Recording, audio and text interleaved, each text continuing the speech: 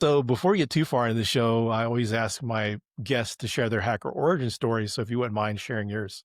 Yeah, sure. So everyone has kind of a different path into this space. Mine was through the intelligence community, and I was a human intelligence collector after, in the military and afterwards.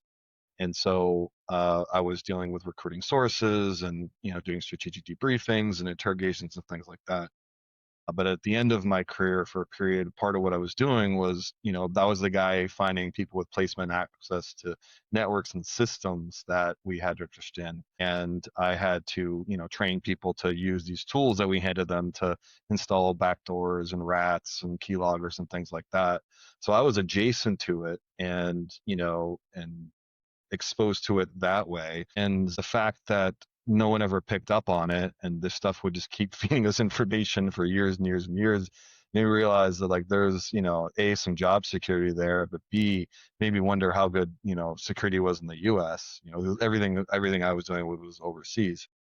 Um, but being exposed to the tools and, working with a clearance, I was around cybersecurity before I was even in it. So that was kind of how I piqued my interest into it after I decided Intel was a little political, that I was going to get out of it.